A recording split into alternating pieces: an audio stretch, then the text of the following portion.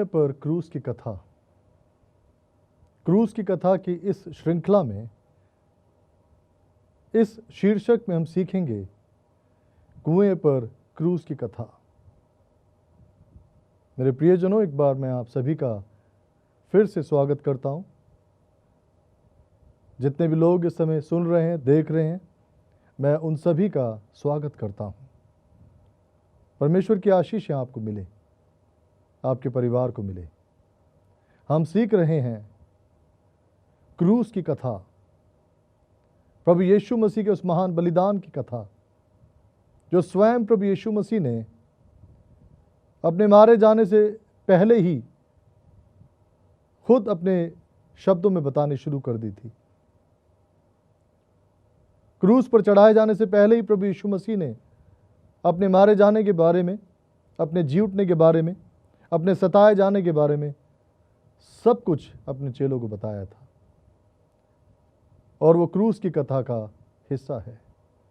आइए हम सब एक छोटी सी प्रार्थना कर लें आज के इस अध्ययन को शुरू करने से पहले। सामर्थी जीवित महान परमेश्वर पिता, कलवरी क्रूस पर मरने वाले मानव जाति के गुनाहों की क्षमा के लिए उद्धार का मार्ग खोलने वाले प्रभु यीशु, हम तेरा धन्यवाद करते हैं तेरी उपस्थिति के लिए। जितने भी श्रोतागण, जितने प्रियगण तेरे इन वचनों को सुनने के लिए बैठे हैं, या जितने भी लोगों ने अभी अपने उस YouTube चैनल, होप चैनल को ऑन किया है, तेरी बरकतें उन्हें मिले। क्रूस की कथा के विषय में हे प्रभु हमसे बातचीत कर। ये प्रार्थना प्रभु यीशु मसीह के नाम से मांगते हैं, आमीन। कुएं पर क्रूस की कथा। यूहन्ना रचित सुसमाचार उसके 4 अध्याय में पहले वचन से लेके, पहले पद से लेकर 26 पद तक और 39 पद से लेकर 42 पद तक हम इस संपूर्ण अध्याय में प्रभु यीशु मसीह को एक स्त्री के साथ बातचीत करते हुए देखते हैं। और यहां पर हम देखते हैं, जैसा कि शीर्षक मैंने आपके साथ बांटा है, कुएं पर क्रूस की कथा। और हमें बताया गया है, फिर जब प्रभु को मालूम हुआ, यूहन्ना रचित सुसमाचार उसके 4 अध्याय के पहले वचन की कुछ बातें मैं आपके साथ पढ़ना चाहूंगा। फिर जब प्रभु को मालूम हुआ कि फरीसियों ने सुना है कि यीशु यूहन्ना से अधिक चेले बनाता है और उन्हें बपतिस्मा देता है, यद्यपि यीशु स्वयं नहीं वरन उसके चेले बपतिस्मा देते थे, तब वह यहूदिया को छोड़कर फिर गलील को चला और उसको सामरिया से होकर जाना अवश्य था।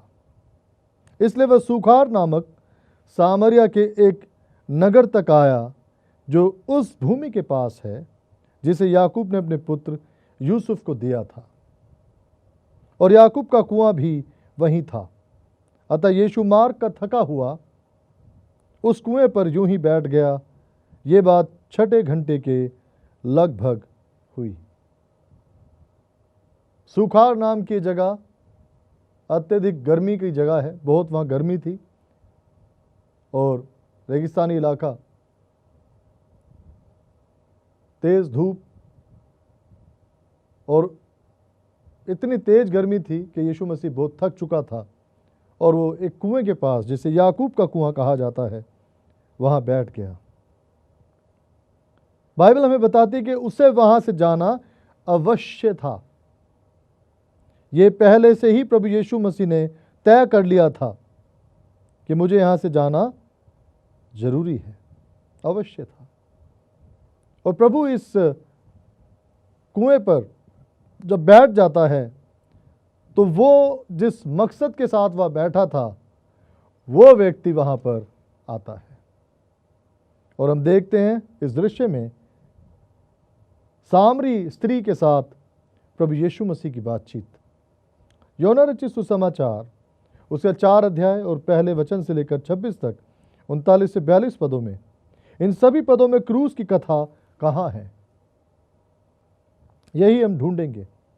हम 4 अध्याय के 34 पद को ध्यान से पढ़ेंगे, जिसमें यूं लिखा है,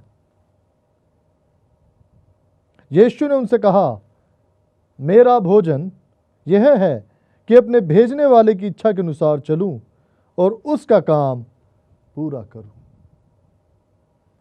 इस आयत को हम ध्यान से पढ़ रहे हैं और हम देखते हैं कि प्रभु यीशु अपने भेजने वाले की इच्छा पर उस काम को जो पिता चाहता था चलने पूरा करने की बात करता है। अब यही बातें हम प्रभु यीशु की गतसमनी वाली प्रार्थना में भी देखते हैं। आइए हम देखते हैं गतसमनी बाग में प्रभु यीशु मसीह क्या प्रार्थना करता है। मत्ती रचित सुसमाचार उसका 26 अध्याय, इस आयत को हम यहाँ पर रोक देते हैं और मत्ती 26 अध्याय में जाएंगे। मत्ती रचित सुसमाचार 26 अध्याय और उसका 39 वचन क्या कहता है। यहाँ लिखा हुआ है, फिर वह थोड़ा और आगे बढ़कर मुंह के बल गिरा और प्रार्थना की, हे मेरे पिता, यदि हो सके तो ये कटोरा मुझसे टल जाए, तो भी जैसा मैं चाहता हूं वैसा नहीं, परंतु जैसा तू चाहता है वैसा ही हो। इसी आयत को आप 42 और 44 आयत में भी पढ़ सकते हैं। प्रभु यीशु मसीह अपने भेजने वाले की इच्छा के बारे में बात करता है। पिता की इच्छा को बार बार यहाँ दोहराया गया है। अपनी प्रार्थना और पिता की इच्छा, अपनी प्रार्थना में वो बार बार दोहराता है और पिता की इच्छा थी कि प्रभु यीशु का पापियों के उद्धार के लिए क्रूस पर मारा जाना।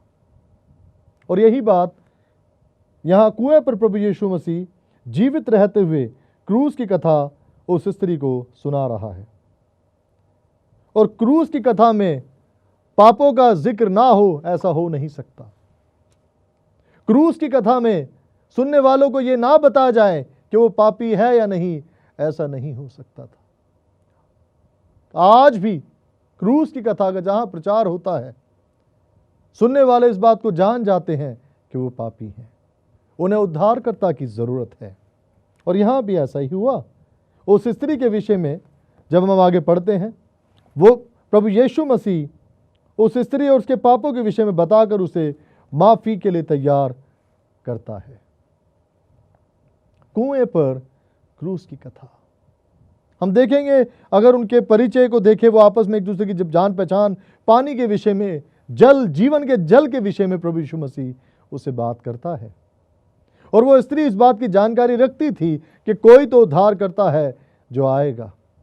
प्रभु यीशु मसीह उसे बताता, मैं ही हूं वो जिसकी तुम राह देख रहे हो। क्रूस की कथा की सुगंध को उस सामरी स्त्री ने ना केवल ग्रहण किया, वरन अपना घड़ा कुएं पर छोड़कर नगर में जाकर बहुत से लोगों को उस सुसमाचार की जानकारी दी। इस पूरे चौथे अध्याय में क्रूस की कथा का ही वर्णन पाया जाता है। उस स्त्री के साथ शुरू से लेकर आखिर तक प्रभु यीशु मसीह, याकूब, यूसुफ, आराधना, प्रार्थना, सच्चे मन से प्रार्थना, परमेश्वर की इच्छा, अपने मारे जाने के विषय में जो परमेश्वर की इच्छा है उसके विषय में वो जब उसे बताता है, और पापों के बारे में, पापों की माफ़ी के बारे में, उसके बीते जीवन के बारे में, जब जब मैं और आप क्रूस की कथा के बारे में पढ़ते हैं तो हम अपने तमाम जीवन के उन पहलुओं के बारे में विचार करने लायक हो जाते हैं, विचार कर पाते हैं। और वो स्त्री इस बात को जान गई कि ये मेरे बीते जीवन के बारे में भी जानता है। वो हैरान थी इस बात में, इस बात से हैरान थी।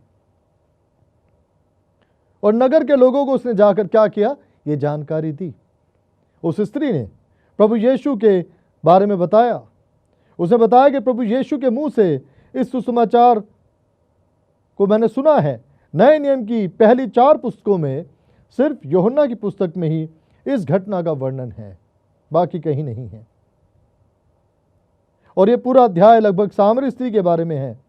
नगर के बहुत से सामरियों ने उस स्त्री के कहने से यीशु पर विश्वास किया, क्योंकि उसने ये गवाही दी थी, उसने सब कुछ जो मैंने किया है मुझे बता दिया है। यूहन्ना 4:39 में उस स्त्री की गवाही के बाद क्रूस की कथा उस स्त्री के मुंह से लोगों ने सुनी। उस स्त्री ने क्रूस की कथा प्रभु यीशु के मुंह से सुनी, और उस स्त्री के मुंह से बाकी गांव के उन तमाम सामरी लोगों ने क्रूस की कथा को सुना, जो एक गवाही के तौर पर दी गई है। उसने सब कुछ जो मैंने किया है मुझे बता दिया है।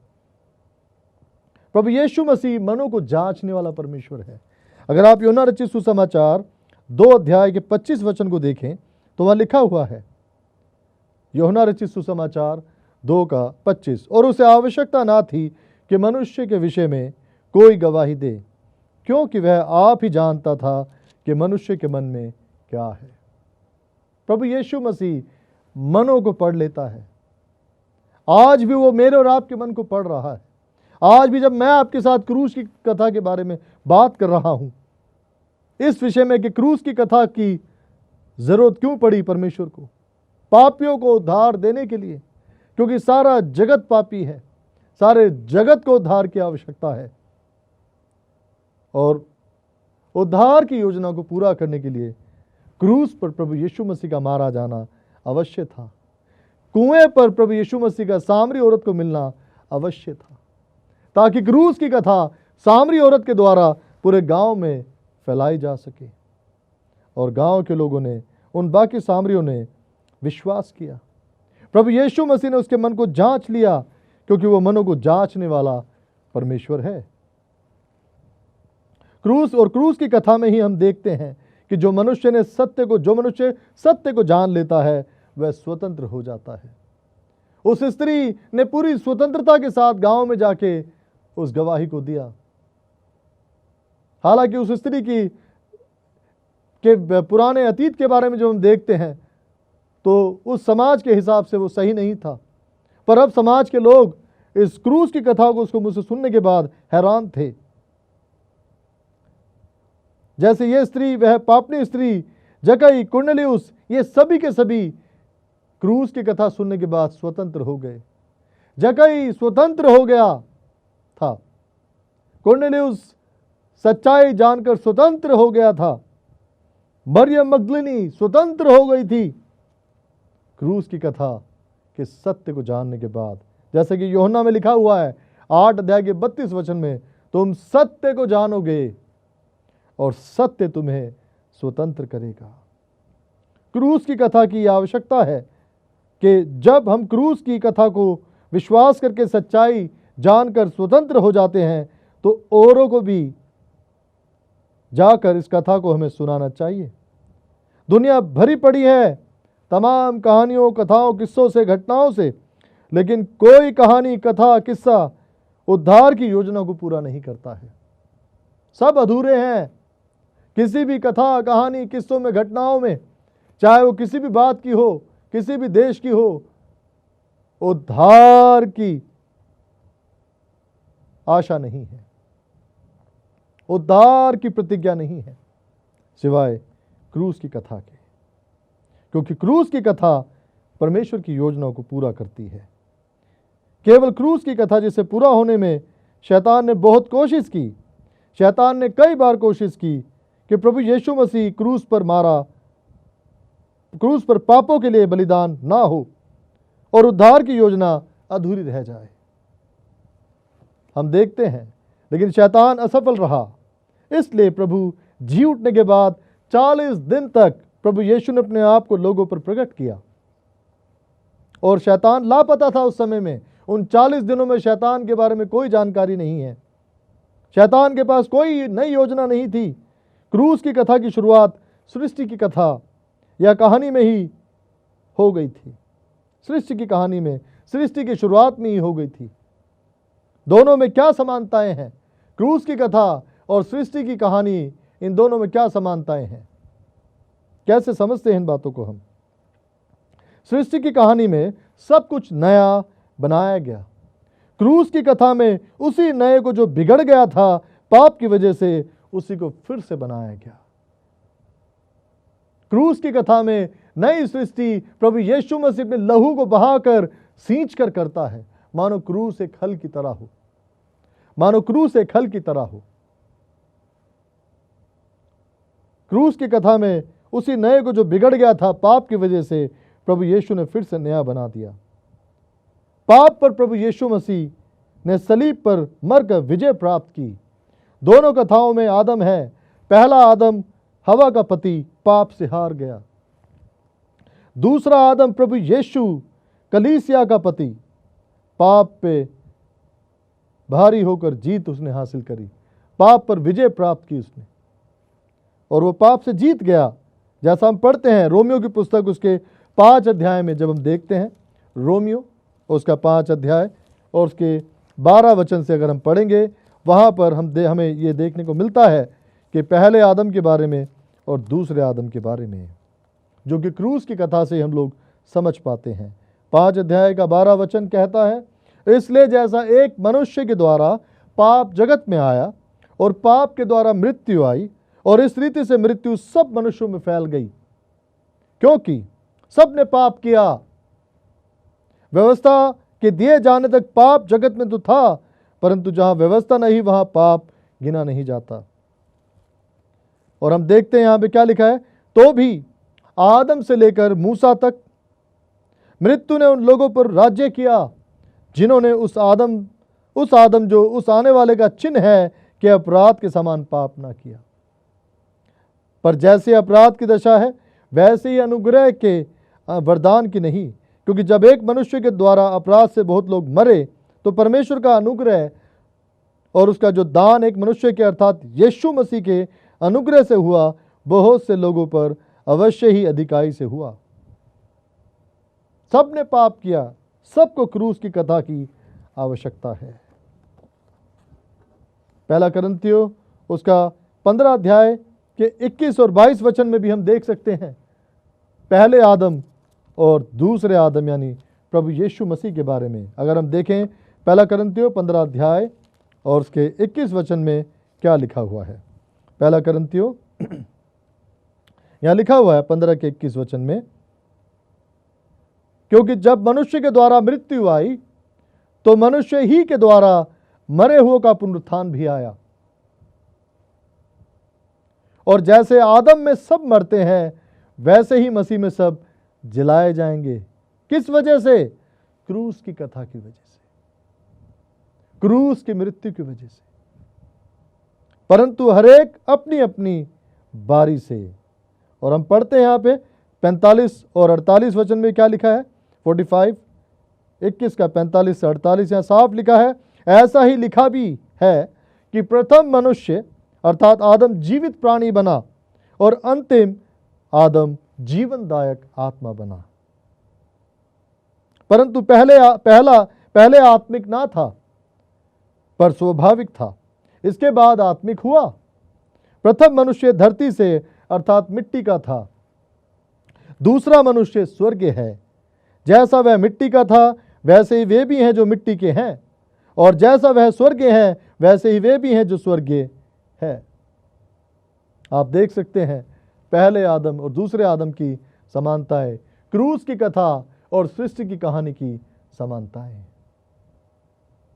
पहला आदम हार गया पाप से, दूसरा आदम प्रभु यीशु मसीह क्रूस के ऊपर विजय प्राप्त करके पाप से जीत जाता है, और वो कहता है, आए मृत्यु, हे मृत्यु तेरा डंक कहाँ रहा, आए मौत तेरा डंक कहाँ रहा। इन सभी पदों में प्रभु यीशु की क्रूस की कथा और उत्पत्ति की सृष्टि की कथा के गहन अध्ययन को हम इब्रानियों में भी क्रूस की कथा के वर्णन, प्रभु यीशु मसीह स्वयं ही बलिदान है, इब्रानियों में भी हम देखते हैं इस विषय में। याजक है, महायाजक है, नबी है, राजा है, न्यायी है। इब्रानियों 8 की 6 और इब्रानियों 10 की 10 में क्रूस की कथा के मुताबिक ही ये सारे नाम प्रभु यीशु मसीह को दिए जाते हैं। वह न्यायी है। करंथियों, रोमियो, इब्रानियों तीनों ही पुस्तकों में पौलुस क्रूस की कथा की बात करता है और कहता है जो मसीह में है वह नई सृष्टि है। ये करंथियों में लिखा हुआ है 5 की 17 में, दूसरा करंथियों 5 की 17 में। मसीह में नई सृष्टि, नया दूसरा आदम नई सृष्टि की बात करता है जो उसमें है। रोमियो कहता है जितने मसीह यीशु में हैं क्रूस की कथा की वजह से उन पर दंड की आज्ञा नहीं। जैसे उसने उस पापनी स्त्री को कहा था, कहां गए वो पत्थर मारने वाले, क्या उन्होंने दंड की आज्ञा नहीं दी? जा मैं भी नहीं देता, फिर से गुनाह ना करना। पौलुस जिसने लोगों को सताया, मारा और वही वो शाऊल वही पौलुस बनकर उस क्रूस की कथा का प्रचार जीवन भर करता रहा। कुएं पर सामरी औरत क्रूस की कथा की वाचा का पूरा होना है। क्रूस की कथा पाप पर विजय है। क्रूस की कथा परमेश्वर का मनुष्य जाति के साथ मिलाप है। क्रूस की कथा पुनरुत्थान की शुरुआत है। जितने भी पाप से हारे हुए थे, बीमारियों से जकड़े हुए थे, दुष्ट आत्माओं से भरे हुए थे, चाहे वो 12 वर्ष से बहता हुआ लहू, 38 साल का बीमार, जन्म का अंधा, लंगड़ा, कोढ़ी, यहां तक कि मुर्दे, लाजर, नाइन नगर का जवान, बर्तिमास, 12 वर्ष की मृत लड़की बर्तिमास और 12 वर्ष की मृत लड़की, सेना या लीजन, दुष्ट आत्माओं के समूह का झगड़ा हुआ व्यक्ति, सब क्रूस की कथा के द्वारा छुड़ाए गए और इन सब को प्रभु यीशु ने नई सृष्टि की कथा में शामिल कर दिया। अर्थात सृष्टि की कथा से नई सृष्टि की कथा की ओर, पुरानी सृष्टि की कथा से नई सृष्टि की कथा की ओर। और आप आज भी ये जारी है। मैं और आप भी इसके अंदर पाए जाते हैं। सो क्रूस की कथा अमर गाथा है। वैश्या, चुंगी लेने वाले और भटके हुए धर्मगुरुओं के परिवर्तन की कथा है। क्रूस की कथा उद्धार की सामर्थ है। उद्धार के निमित्त सामर्थ है, पहले यहूदी के लिए, फिर यूनानी के लिए। मेरे प्रिय जनों, क्या मैं और आप भी इस क्रूस की कथा में इसी रीति से पाए जाते हैं? क्या मैं और आप स्वतंत्र हैं? क्या मैं और आप अपने पापों की क्षमा के विषय में जानते हैं? क्या मैं और आप उद्धारकर्ता के बारे में जानते हैं? अगर नहीं तो आज मुझे और आपको क्रूस की कथा को जानने की आवश्यकता है। क्रूस की कथा की श्रृंखला में हमने सीखा कुएं पर क्रूस की कथा। कुएं पर क्रूस की कथा एक सामरी स्त्री के साथ प्रभु यीशु मसीह की बातचीत, और सामरी स्त्री के माध्यम से पूरे सामरियों में, उस गांव में, उन सामरियों में जो राह देख रहे थे कि हम ऐसे का भजन करेंगे जिसका आना तय है, उसने कहा जिसका तुम भजन करना चाहते हो वो मैं ही हूं। वो हैरान थी। जा अपने पति को यहां बुला ला। आप भी अगर क्रूस की कथा को ध्यान से सुनेंगे, ये हैरानी आप में भी होगी। मैं और आप भी अपने गुनाहों को जानने पाएंगे जैसे वो जानने पाई। मैं और आप भी इस क्रूस की कथा का हिस्सा बन जाएंगे। आइए मैं और आप भी इस क्रूस की कथा को तमाम ऐसे लोगों को बताएं जिन्हें पता नहीं है। आइए हमसे प्रार्थना करें। सामर्थ्य जीवित महान परमेश्वर पिता, इन वचनों पर, कुएं के ऊपर इस क्रूस की कथा के अनुसार प्रभु जी हम तेरी आशीष चाहते हैं। इन वचनों को हमारे जीवन में पूरा होने दे और हम भी बहुत से लोगों को बता सकें। हम भी अपने गुनाहों से माफ़ी मांगकर क्रूस की कथा से, सृष्टि की पुरानी कथा से नई सृष्टि की कथा में जुड़ना चाहते हैं। महान ईश्वर हमें स्वतंत्र कर। ये प्रार्थना प्रभु यीशु मसीह के नाम से मांगते हैं। आमीन।